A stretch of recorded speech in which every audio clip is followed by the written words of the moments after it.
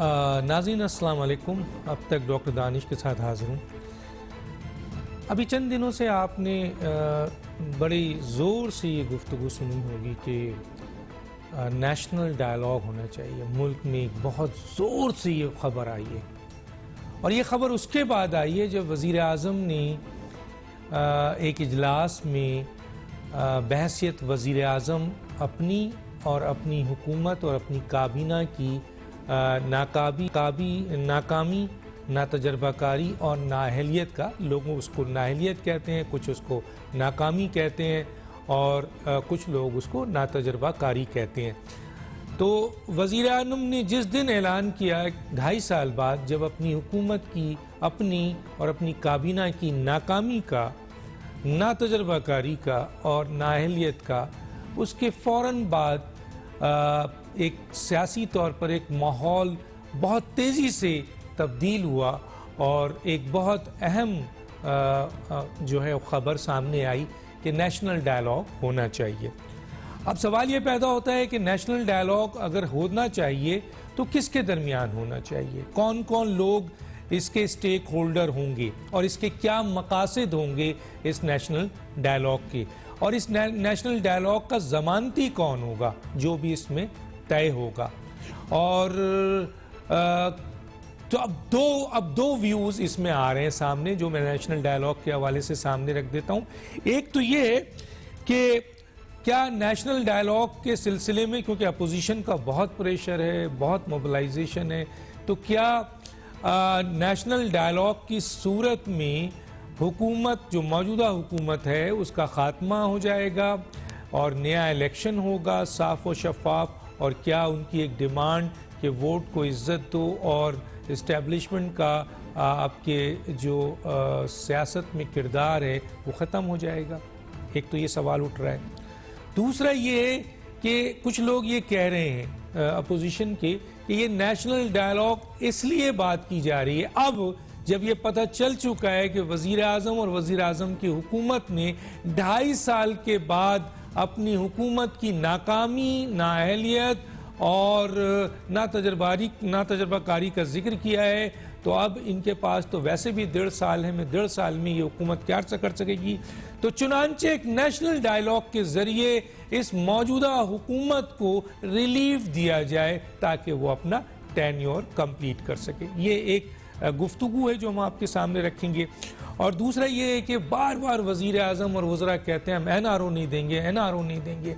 Opposition कहती है भाई आपसे NRO मांग कौन रहा है, आप इस पोजीशन पे ही नहीं है कि आप NRO दे सकें, आप एक डमी वज़ीर आज़म है। फिर भी हुकूमत बार बार कहती है, वज़ीर आज़म बार बार कहते हैं। अब सवाल ये पैदा होता है कि हम जैसे लोग हुकूमत से और वज़ीर आज़म से और वज़रा से जब ये पूछते हैं कि अगर इस अपोजिशन ने NRO मांगा है तो हमें बताएं, कौम को बताएं, ताकि इनका मुंह जो है सब दुनिया के सामने आ जाए कि अपोजिशन आपसे NRO मांग रही है। लेकिन हमारे इस सवाल पे या मीडिया के इस सवाल पे वज़ीर आज़म कुछ नहीं बोलते कि कौन मांग रहा है, क्या मांग रहा है, और वज़रा भी कुछ नहीं बोलते मा सवाए उस ड्राफ्ट के जो कि नैब कवानीन में तब्दीली के सिलसिले में अपोजिशन ने कोई ड्राफ्ट दिया था जिसमें उन्होंने अपनी प्रोपोजल दी थी।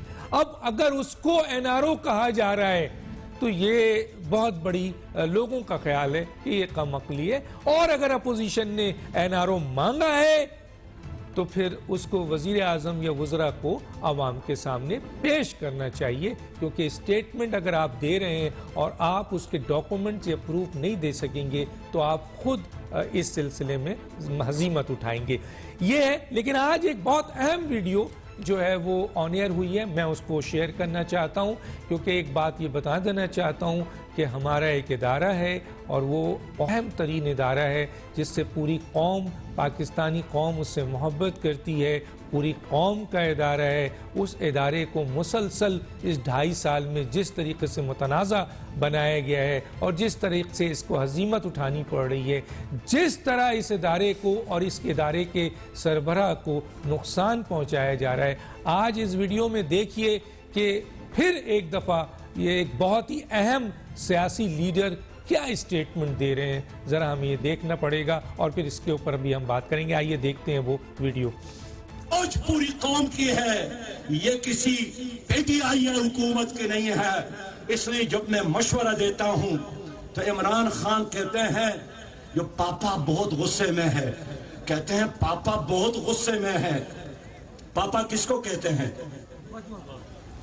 पापा किसको कहते हैं?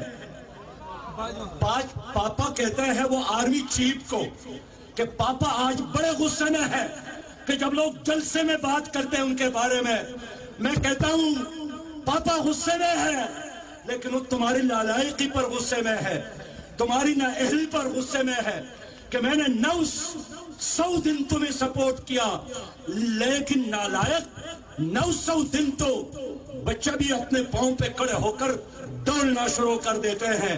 अब भी आप घुटनों के बल चलते हैं।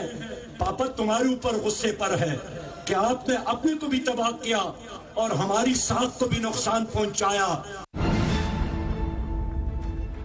इस पे बात करेंगे। हमारे साथ जो गेस्ट हैं आइए उनका तारुफ कराते हैं। हमारे साथ हैं जनाब मोहम्मद अली दुरानी साहब, सेक्रेटरी जनरल मुस्लिम लीग फंक्शनल, साबिक वफाकी वज़ीर। आपका बहुत शुक्रिया सर, आपने हमें ज्वाइन किया। मेरे साथ होंगे हफीज़ुल्लाह नियाज़ी साहब, सीनियर सहाफ़ी। आपका बहुत शुक्रिया, आपने हमें ज्वाइन किया। और हमारे साथ हैं सेनेटर ज़फ़र अली शाह, रहनुमा पाकिस्तान तहरीक इंसाफ के। आपका भी बहुत शुक्रिया। एक छोटा सा ब्रेक लेंगे नाज़रीन, वापस आते हैं।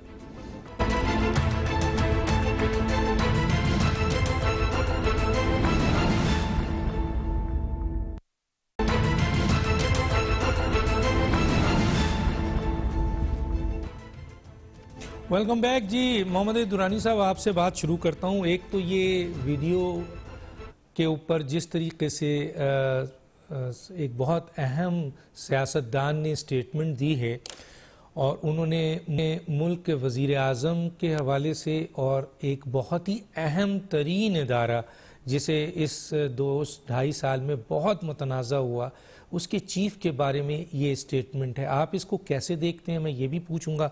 और दूसरा ये कि जिस दिन से वज़ीर आज़म ने ये ऐलान किया है कि मौजूदा हुकूमत उनकी और वो नातजर्बाकार हैं, नाकामी 2.5 साल बाद तस्लीम करते हैं, नाअहलियत अपनी तस्लीम करते हैं, तो एकदम मुल्क में एक नेशनल डायलॉग की गुफ्तगू आ गई है। अब सवाल ये पैदा होता है कि नेशनल डायलॉग अगर हो तो किसके दरमियान हो, उसकी क्या ज़रूरत है, और इस नेशनल डायलॉग के मकासद क्या हैं, और इसके ज़मानती कौन होंगे? सर क्या कहेंगे? बिस्मिल्लाहिर्रहमानिर्रहीम। डॉक्टर साहब, ये जो नेशनल डायलॉग की बात है, ये तो एक लंबे अरसे से पाकिस्तान के तमाम फिक्र रखने वाले हलकों की तरफ से, अदलिया की तरफ से आई, दानिश्वरों की तरफ से आई, वकला की तरफ से आई, इवन इस्टेब्लिशमेंट के मुख्तलिफ हलकों की तरफ से। जब ये शहबाज साहब जब बाहर आए थे, उन्होंने भी एक दफ़ा ये बात की, तो ये तो बात हमेशा आती रहती है और आ रही है। अलबत्ता पिछले हफ्ते जब आखिरी दर्जे तक ये जो मुल्क में कन्फ्रंट्रेशन की फिजाएं ये पहुंच गई, तो उस वक्त मैं पीर साहब के कहने पे मैंने जेल में जाके शहबाज साहब से मुलाकात की और इस बात का इजहार किया कि मुल्क में इस्तीफों से पहले ही डायलॉग का अमल शुरू होना, पार्लियामेंट का दोबारा फंक्शनल होना और डायलॉग के लिए रास्ता बनाने के जो ज़रूरत है उसमें आप अपना किरदार अदा करें। तो उन्होंने कहा जी कि मैं तो अपनी पार्टी का और अपनी जो पीडीएम का पाबंद हूँ, मेरी राय कुछ भी हो, मैं बहरहाल एक्शन में उनका पाबंद हूँ। और दूसरा ये है कि मैं तो इस वक्त जेल में हूँ, मैं क्या रोल प्ले कर सकता हूँ। और उन्होंने इस चीज़ को भी अपनी इसमें मतलब माजरत जाहिर की, तो जो कि ठीक है। लेकिन हमारा मकसद ये था कि इससे बात को शुरू करने की जगह ये थी कि अपोजिशन लीडर जो कि जिसके बगैर पार्लियामेंट, अपोजिशन के बगैर पार्लियामेंट मुकम्मल नहीं होती, कोई इस्तीफा दे या ना दे उससे कोई फर्क नहीं पड़ता, लिहाजा ये बात शुरू की। और साथ ही हमने ट्रैक 2 डायलॉग का कॉन्सेप्ट दिया, जिसका मतलब ये है कि डायलॉग को शुरू किया जाए ऐसे अंदाज में कि मीडिया में उसको खामखा और उसकी एक्टिविटीज को पब्लिसाइज करने के बजाय उसके नताइज की तरफ ले जाया जाए। और मेरा जो इसमें एजेंडा था वो ये था कि हम ट्रैक 2 डायलॉग के जरिए जो है मुल्क के अंदर ग्रैंड डायलॉग का एजेंडा सेट कर सके, और इसके ऊपर हमने काम शुरू किया। डॉक्टर साहब, मैंने अभी वो वीडियो भी सुनी है, मैं बहुत सी गुफ्तगुएं सुन रहा हूँ। बाद इश्यूज पे दोनों तरफ से बहुत से ऐसे मामलात हैं जिन पे हमारे बहुत एतराजात हैं। हम एनआरओ के नाम को जिस तरीके से एक्सप्लॉइट किया जा रहा है, एनआरओ जो ना कोई दे सकता है और ना कोई ले सकता है, एनआरओ का नाम लेना ही कंटेम्प्ट ऑफ कोर्ट है, क्योंकि एनआरओ के बारे में कोर्ट अपना कंक्लूडिंग डिसीजन दे चुका हुआ है और जो हमारे जमाने में दिया गया था उसको क्लोज डाउन कर दिया गया था। ऐसी सूरत हाल में बार बार अपोजिशन को कहना कि ये एनआरओ मांग रहा है या अपोजिशन का उनको कहना कि ये एनआरओ मांग रहा है, मतलब हम इतनी बड़ी पोजीशन पे बैठ के जो है कौम के सामने खड़े होके मजाक ना बने, अपना भी और मुल्क का भी ना बनाए। सर मैं एनआरओ पे मुझे बाद में एनआरओ पे मुझे बाद में आना था, मुझे क्लियर करें, टाइम थोड़ा है, कि सर ये डायलॉग किसके दरमियान होगा? क्या इस बात के लिए मौजूदा हुकूमत तैयार हो, मौजूदा हुकूमत इस बात के लिए तैयार हो जाएगी, या जो इस मुल्क की इस्टेब्लिशमेंट है कि ये जो नाअहल हुकूमत है जो खुद एक्सेप्ट कर रही है, इसको घर भेजा जाए और इसकी जगह इलेक्शन हो, और इलेक्शन जो है वो फेयर हो, और इसके बाद जो है इस्टेब्लिशमेंट का टोटल किरदार जो है वो सियासत से ख़त्म हो जाए? क्या इस पे डायलॉग होना था, या इस हुकूमत को रिलीफ देने के लिए कि मजीद इस हुकूमत को जो नातजर्बा कार है इसको मजीद वक्त दिया जाए? किस पे होना था सर, और किससे होना था? मुख्तसर सर।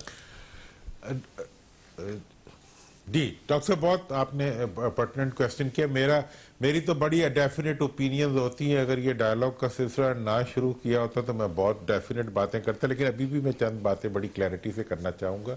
जनाब, बात ये है कि इस वक्त डायलॉग की मुल्क को ज़रूरत है, और इसके अंदर वो तमाम मुल्क के जो इदारों से लेके, अफराद से लेके, अदलिया से लेके, वकला से लेके, मीडिया से लेके आवाम तक सबको इसके अंदर इन्वॉल्व होना चाहिए।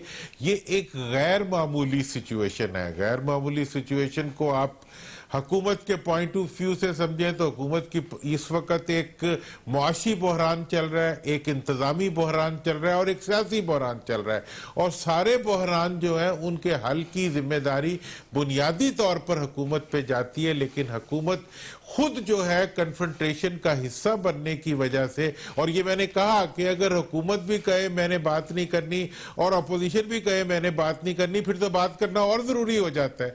तो ऐसी सूरत हाल में हम नतीजा क्या निकलेगा, कौन पीछे हटेगा, कौन आगे बढ़ेगा, क्या होगा क्या नहीं होगा, लेकिन इस वक्त अवामी दबाव के ऊपर इस चीज के लिए प्रेशराइज करना पूरे सिस्टम को कि वो इन तमाम इश्यूज पे बात करे, और बात के नतीजे में देखें कोई ये गिर जाएगा फिर भी तो किसी ने आना होगा। ठीक, इसलिए बातचीत के जरिए ऐसा रास्ता निकाला जाए जो आगे बढ़े, और उसके लिए दबाव और प्रेशर और आवाम की राय जो है वो एक बहुत ही बड़ा दबाव। नहीं, बड़ा एहतियात किया आपने, जवाब देने में बहुत एहतियात किया। मोहम्मद दुरानी साहब, आप मंजे हुए सियासतदान हैं और माशाल्लाह इंफॉर्मेशन के बड़े किए, हम तो सीखते हैं आपसे। मेरे सवाल का सही जवाब नहीं आया, मैं किसी और वक्त आप पर ये वार करूंगा। जी जनाब जफर अली शाह साहब। सर जफर अली शाह साहब, ये आपने वीडियो देखिए, पहले तो इस पे कमेंट्स कर दें सर। ये क्या वीडियो है सर, खुदा के लिए सर, ये वजीर आजम आपके क्या कर रहे हैं सर? आर्मी चीफ को इस तरह बदनाम कर रहे हैं सर। ये प्राइम मिनिस्टर साहब नहीं कर रहे। पहली बात तो ये, डॉक्टर साहब मेरे सामने टीवी नहीं है, मैंने वो नहीं देखा कि आवाज सुनी है कि वो कौन बोल रहा है और किस जगह बोल रहा है। मैं चूंकि टीवी नहीं है मेरे सामने तो इसलिए वो उस पर तो मैं कमेंट्स नहीं कर सकता। लेकिन मैं बता दूं आपको क्या कहा है, अगर आप कहें तो मैं बता देता हूं ताकि आप उस पर कमेंट्स कर सकें। सिराजुल हक साहब ने कहा कि मैं वजीर आजम को जब मशवरा देता हूं तो वजीर आजम जो हैं, पहले तो उन्होंने कहा कि फौज पीटीआई की नहीं है, पूरी कौम की फौज है। ये बात तो बहुत जोरदार कही उन्होंने। दूसरा उन्होंने कहा कि जब मैं वजीर आजम को मशवरा देता हूं तो वजीर आजम कहते हैं कि पापा बहुत नाराज हैं, पापा जो हैं वो बहुत नाराज हैं और वो जो उनका नाम जलसों में लिया जा रहा है उसकी वजह से पापा बहुत सख्त नाराज हैं। तो फिर सिराजुल हक ने अवाम से पूछा कि आपने समझा उन्होंने पापा किसको कहा है, तो फिर अवाम ने तो जवाब दे दिया, तो फिर उन्होंने क्लेरिफाई किया कि वो पापा आर्मी चीफ को कह रहे थे। तो बताइए वजीर आजम इस तरह बयानात देंगे सर? ये वजीर आजम कहाँ से आ गया जवाब देने का? सवाल किसने किया? जवाब जलसे में सिराजुल हक साहब ने दिया और आप वजीर आजम साहब को ले आए हैं इनडायरेक्टली। ये नहीं, ये तरीका ठीक नहीं है डॉक्टर साहब। और आप जैसा माशाल्लाह एक मंजा हुआ एंकर, यानी या तो आप इमरान खान के मुंह से ये बात सुनाएं तो बात समझ लगती है। तो सवाल किसने? तो सिराजुल हक साहब का एहतसाब होना चाहिए सर, सिराजुल हक साहब का एहतसाब होना चाहिए कि उन्होंने गलत बात की है।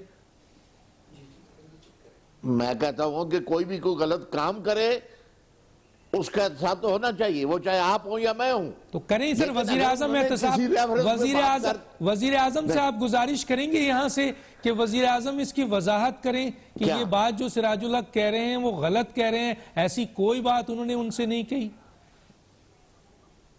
कोई बाउंड नहीं है वजीर आजम साहब पे कि वो हर बात कोई किस कोने से कहता है, कोई किस कोने में बैठकर करता है, वो किस सर एक बहुत अहम मोहतरम इदारा जिससे बड़ी मोहब्बत करते हैं पूरे पाकिस्तान के लोग, पूरी कौम, आप उसको मुतनाज़ा बना रहे हैं, उस ओहदे को मुतनाज़ा बना रहे हैं सर। ये कौन बना रहे? नहीं डॉक्टर साहब, नहीं डॉक्टर साहब जाती है ये भाई, किस तरह बना रहे हैं आप? इमरान खान के मुंह से सुनाए ना। नहीं सिराजुल हक साहब ने बताया सर, या मुशीर के मुंह से सुनाए। सिराजुल हक ने बताया। क्या सिराजुल हक साहब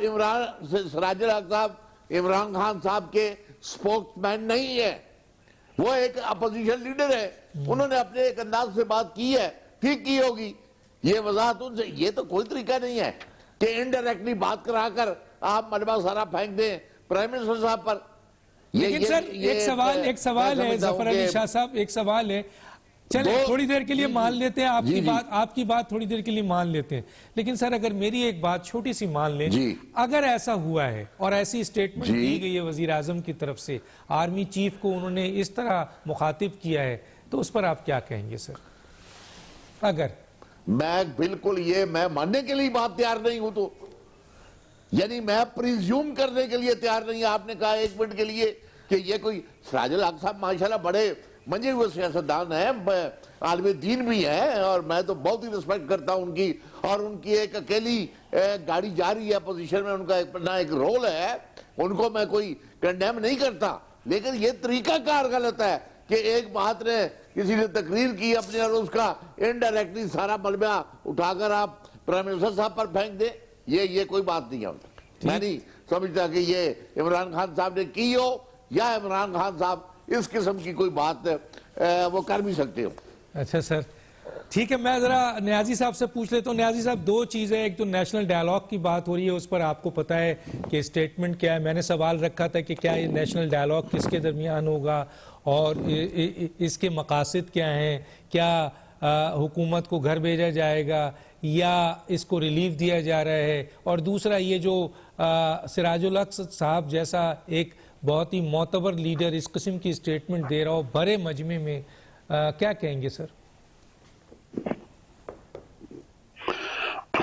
बहुत शुक्रिया डॉक्टर साहब। एक तो मैं आपको दावा देता हूं कि दुरानी साहब आजकल सोलो प्रोग्राम कर रहे हैं तो भारत आपके पास कोई ऐसी कोई गिद्दड़ सिंगी है कि ये कशा आपके पास आ जाते हैं और ये फिर उसके बाद इनकी माशाल्लाह बड़ी रेटिंग है, फिर इनको बैठा भी आपने मेरे साथ दी है, पत्नी उसमें पत्नी कोई थोड़ा सा बहुत कमी ना आ जाए।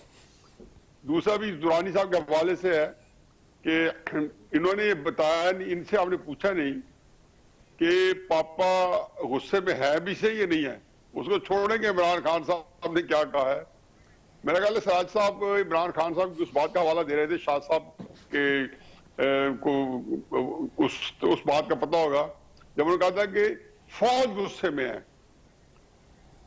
तो उससे उन्होंने उसको कहा कि पापा गुस्से में है। अब दुरानी साहब हमें उससे बताएं कि जी पापा गुस्से में है या नहीं है, और पापा अगर फौज है तो है या नहीं है, और कितने गुस्से में है।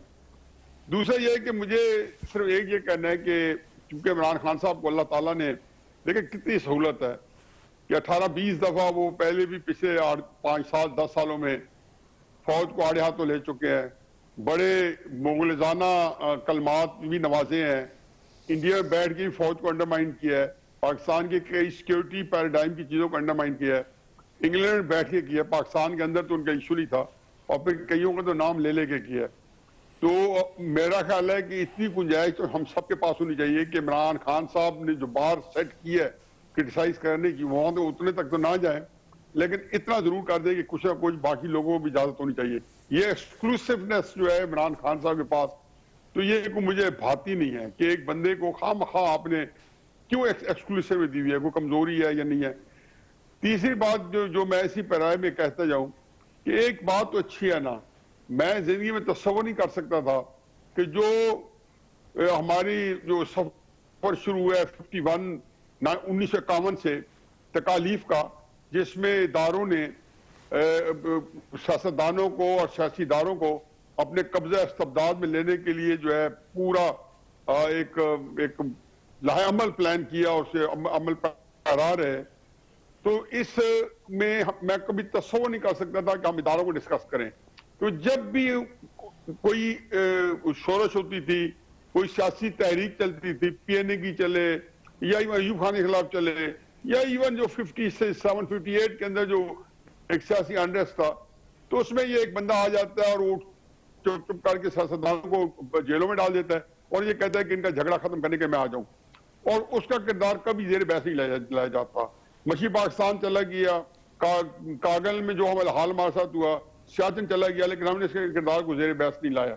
इमरान खान साहब को मैं इस लिहाज से ममनू हूं कि पहली दफा उन्होंने हमें यह मौका दिया है कि सिराजुल हक साहब भी आज पापा को एक जलसे आम में पुकार रहे हैं, नवाज शरीफ साहब ने भी नाम ले लिया है, बाकी लीडर भी गाय बगाए नाम ले रहे हैं। जो बिलावल भुट्टो साहब वाशगाफ अल्फाज में असेंबली में वाज़े इशारों कनायों के साथ नाम ले चुके हैं। तो ये छोटा एहसान नहीं है इमरान खान साहब का, कौम को ममनू होना चाहिए कि इस सफर में वो 70 साल का अरसा लगा है, लेकिन बिल आखिर हम इतना तक पहुंच चुके हैं कि मसला हमारा हल हो या ना हो, पाकिस्तान के अंदर जो बोन ऑफ कंटेंशन है, जो वजह निज़ा है, उसको हम किसी तरीके से हल करें या ना करें, लेकिन ये एक जरूर चीज रिजॉल्व हो गई है कि हम उनके बारे में टीवी पे या मेन स्ट्रीम मीडिया पे बैठ के हम बहस कर रहे हैं।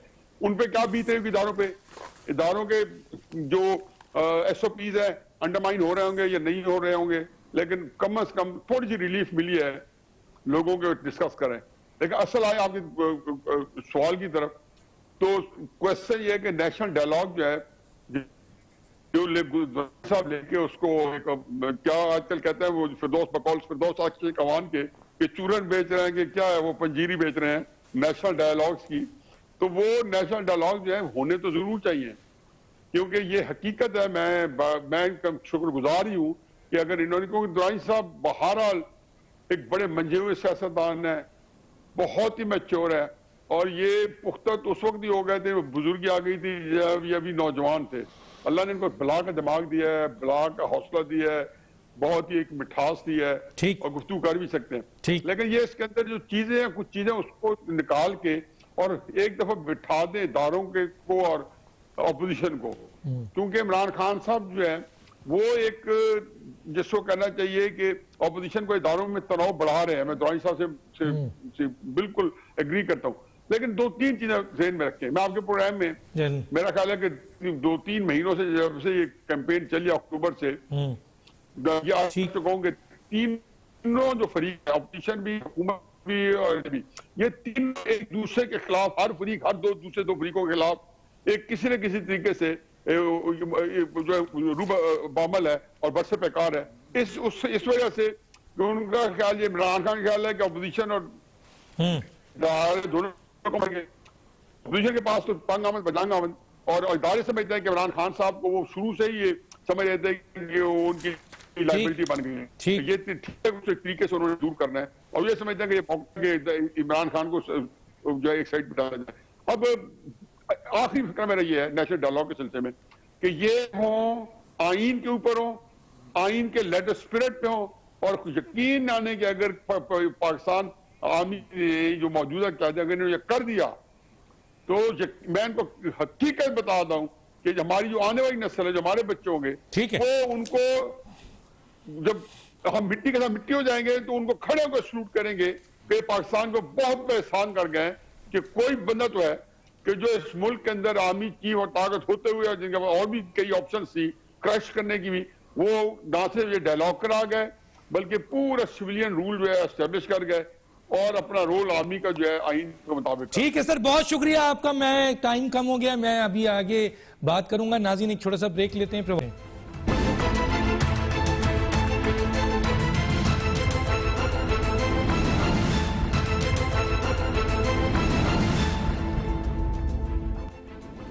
वेलकम बैक जी।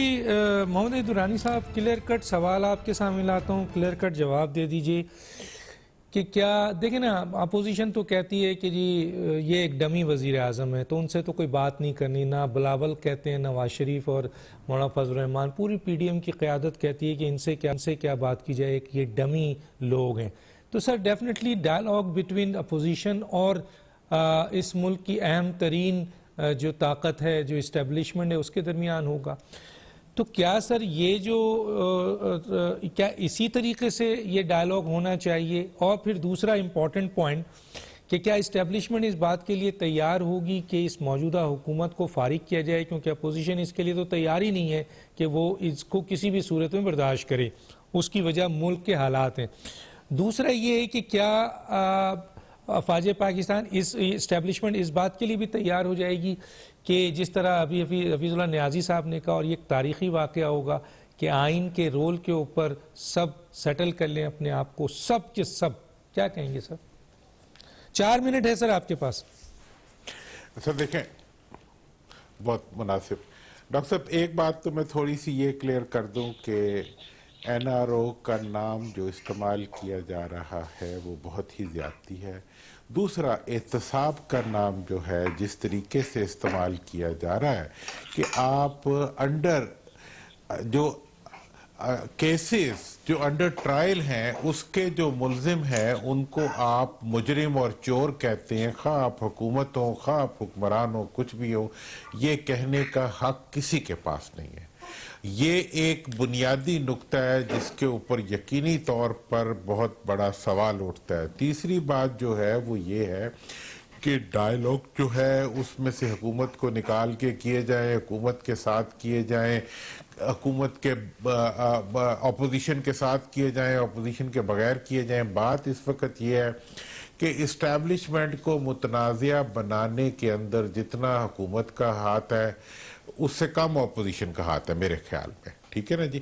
और इस सारी सिचुएशन को जिस बुरी तरह से इस्तेमाल किया गया वो भी एक हकीकत है।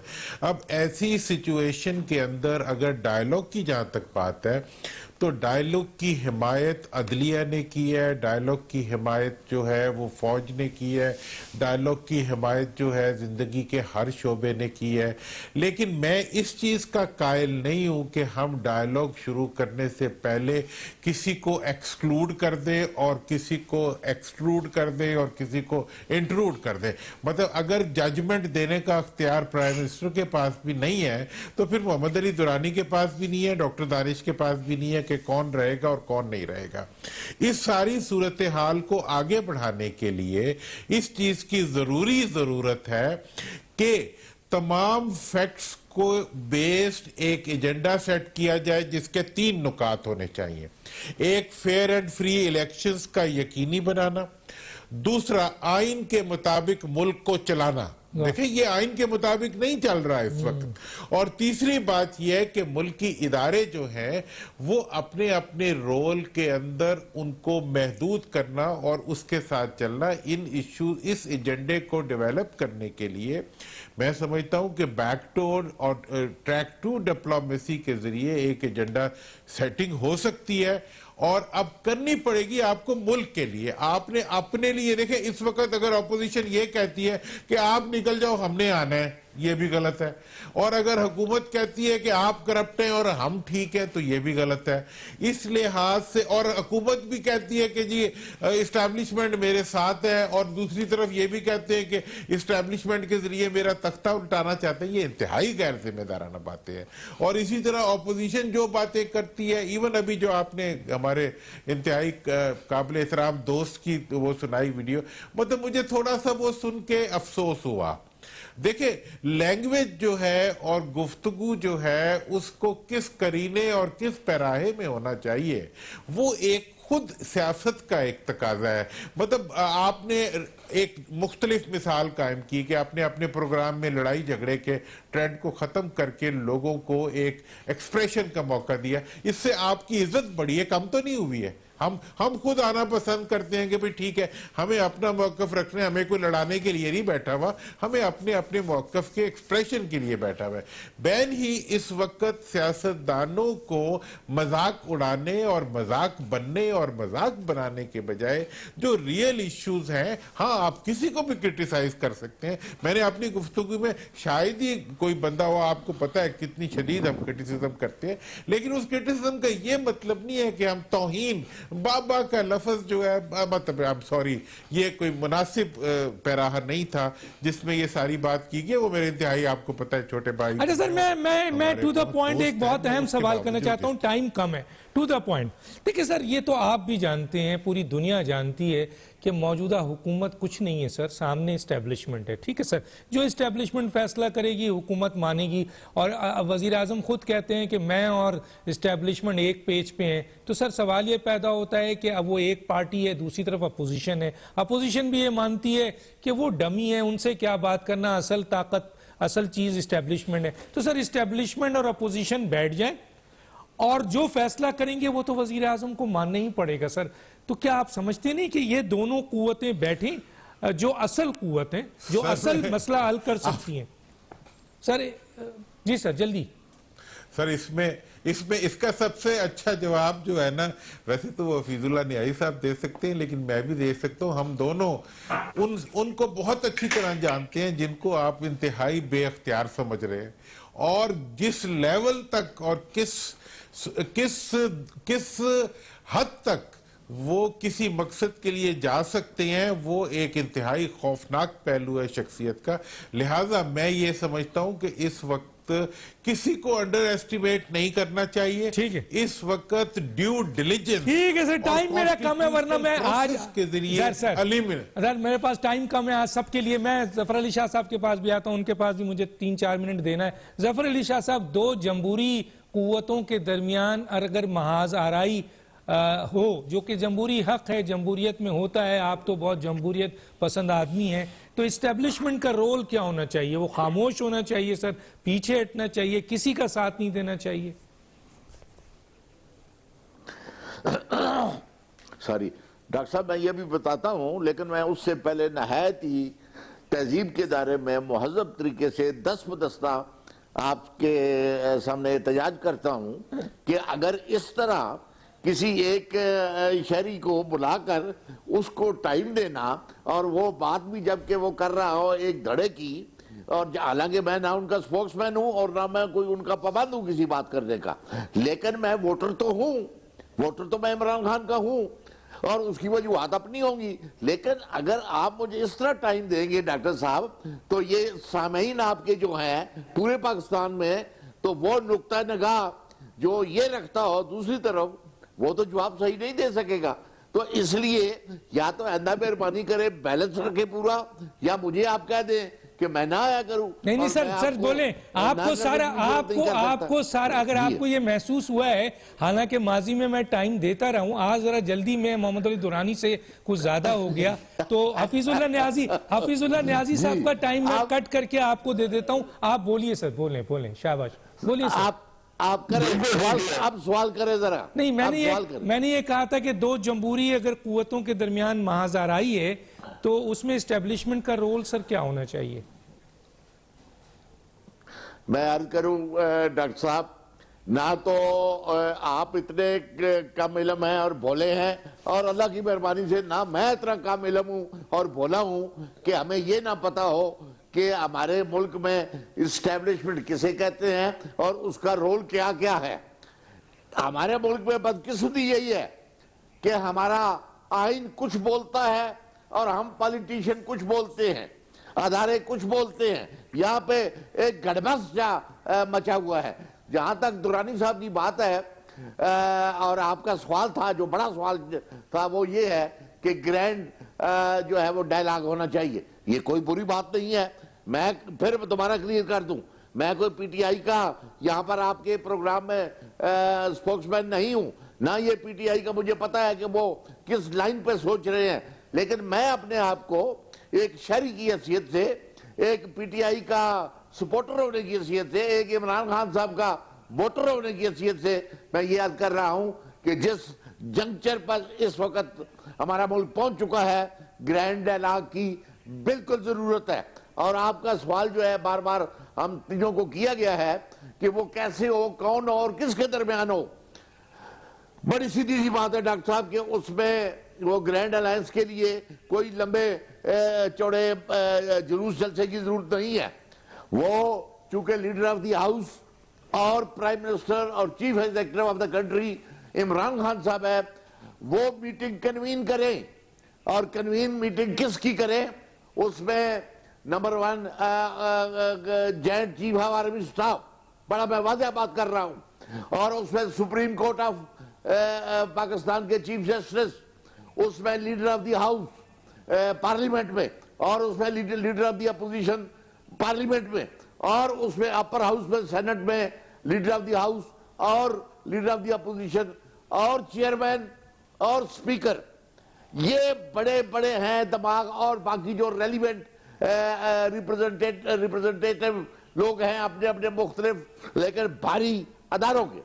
तो कोई बड़ा मसला नहीं है ये। अगर वहां पर और उसका एक ही सवाल होना चाहिए और उसी को हल करके बाहर आना चाहिए कि क्या, यही जो मुझसे पूछ रहे थे आप, कि क्या जो अदारे हैं, जो एस्टेब्लिशमेंट है, या सियासतदान है, या जो इलेक्टेड अदारे हैं, इनका क्या क्या रोल होना चाहिए।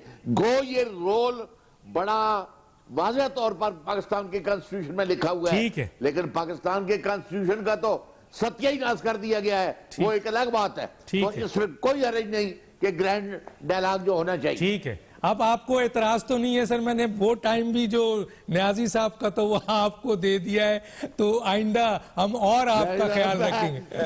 न्याजी साहब से मैं जी, न्याजी साहब आखिरी 2 मिनट है सर, आपका टाइम हमने दिया। उन्होंने प्रोटेस्ट किया था हमसे, हो सकता है कोई गलती हो गई हो, सही है उन्होंने किया है। अब बहुत देखे साहब जब बोलते हैं मैं तो खुद एंजॉय।